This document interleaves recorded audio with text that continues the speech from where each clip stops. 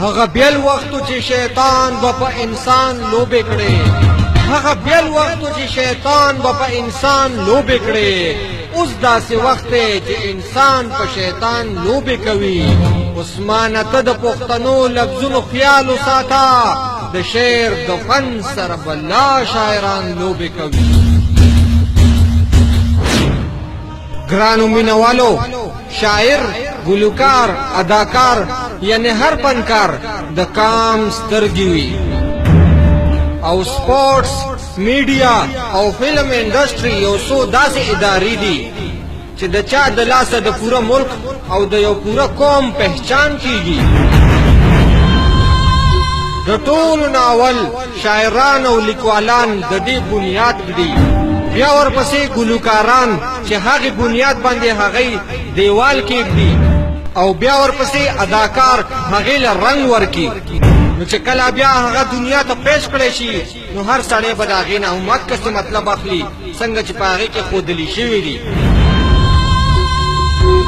نن یو څو ضمیر خرڅه فنکارانو د یو څو پیسو دپاره په ټولې دنیا کې زموږ د پښتون قوم نه جامې ویستې زمونږ بعضې پښتانه وروڼه وایي چې دا خو پنجابیانې دي خو زه هغوی ته وایم مخکې دې چېرته کړي څه سیکس نور څه دا اواز به تاسو ښه پېژنئ دا د یوې پښتنې پېغلې خالده یاسمین اواز دی چې د پېښور سره تعلق ساتي کپړې وباسه ما ووې کپړې وباسه د دې فلم ډایرکټر شاهد عثمان دی چې د سوات سره تعلق ساتي ساده ببل دی سیکسی نه دی او دا جهانگیر خان به تاسو زمانه ښه پېژنئ د پېښور شب قدر سره تعلق ساتي اسی سیکسی چنګم لا ایجاد شوي نه دي دا ټول ایډیټینګ اسدزاده کړی دی چې د مردان رستم سره تعلق ساتي کپڑے مخکې څوک وباسي بیډ باندې صوفه باندې میز باندې فرش باندې او که باتروم کې چرته او د دې ټولې ګمراهۍ جړه دا ډایرکټر لیاقت علي خان دی چې د پېښور د سیمې سره تعلق ساتي ګرانو مینوالو مقصد مې صرف ستاسو پوهول دي دا بل څوک نه کوي دا صرف پښتانه کوي دا پښتانه جوړوي او پښتانه یې ریلیز کوي او پښتانه پې خرابوي دومره بېهوده او فحش ډایلاګ خو د انډیا په فلمونو او د انګریزانو په فلمونو کې هم نه څنګه چې په دې پښتو فلمونو کې دي کلا وړم دي څوک تپوس کولو والا هم نشته هغه فرهاد لالا وای ډرامو او په فلمونو مو بدنامه پښتونخوا شوه ډرامو او په فلمونو مو بدنامه پښتونخوا شوه پښتو لاړه رسوا شوه خورت کور په کور د په هاشۍ ناسور هوا شوه او پښتو لاړه رسوا شوه د بعضې شاعرانو دي ځانونه شرمولي لعنت شپې د کلي د بعضې شاعرانو دي ځانونه شرمولي لعنت شپې د کلي بې شرمه فنکاران دي اداکارم شرمېدلي لعنت شپې د کلي د دوو پیسو لپاره په ګناه دي ټول لړلي لعنت شپې د کلي نو خواږه ورته پیسه له خپل عزت خپلې حیا شوه پښتو لاړه رسوا شوه او دا خلق دي د کام د ننګ غیرت په مخ داغونه لغړ کوي کارونه جوړ شوي دي د کام او د کلتور بدرنګ عکسونه لغړ کوي کارونه بې شرمه بې ضمیره خرڅوي خپل وجدونه لغړ کوي کارونه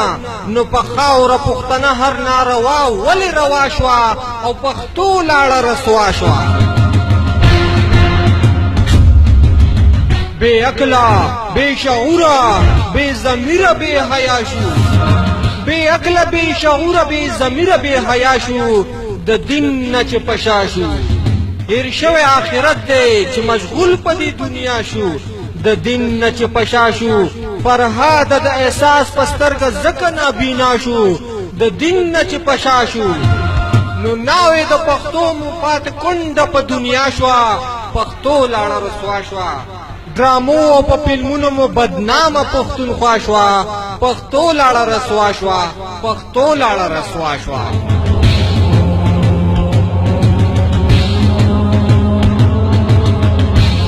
د خیبر پښتونخوا حکومت چې د سنسر بورډ دپاره کومه مسوده تیاره کړې ده مونږ د هغې د زړه د تل نه مرسته کوو او حکومت ته په دواړه لاسه سلام پیش کوو او دا درخواست ورته کوو چې زر تر زره په دې باندې د عمل وکړی شي خو د یوې خبرې خیال دې وساتلی شي چې په دې سنسر بورډ کې داسې کسان واچیږي چې د آینده دپاره هغوی غلط فلمونه فحاشي ټوپک زما قانون یا داسې قسم وایرس خواره نه کي چې په هغې ته زمونږ د پښتون بچي ته نقصان رسي یا په هغې باندې زمونږ لمن داغي کېږي ځکه چې مخکې هم داسې یو سنسر بورډ مقرر شوی و خو په هغې کې هم داسې کسان راواچېدل کومو چې دا فحاشي خوروله او کومو چې دا فحاشي جوړوله او دام په تاریخ کې په اول ځل شو چې د حکومت د طرف نه فنکارانو ته څه ګفټونه او پیسې ورکړی شوې خو فنکارانو لم پکار دي چې د خپل کلچر او د پښتون قوم خیال وساتي او داسې کردار ادا کړي چې په هغې کې د وطن مینه او محبت او یو حقیقت وي هر ښه فنکار زمونږ د سترګو تور دی او که دا خراب هم ښه شو که نه نو دی له به مونږ په زړه کې ځای ورکوو د سایل مړې اوښکې تودې کړه فنکاره بلې پرې د سوز او ساز لمبې کړه راویښې مړاوې منجرې کړه فنکاره بلې پرې د سوز او ساز لمبې کړه د وطن زخم له دسمالې جوړومه یا فنکاره ماته د وطن سازونه غمجن سازونه وغږوه ماته د وطن سازونه غمجن سازونه وغږوه زیږېدلې په غمجن وطن کې یمه یا فنکاره ماته د وطن سازونه غمجن سازونه وغږوه ماته د وطن سازونه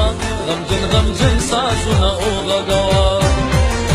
د ژوند په دشت کې په سندرو پسې مرمه یا فنکاره ماته د وطن سازونه غمجن سازونه وغږوه ماته د وطن سازونه غمجن سازونه وغږوه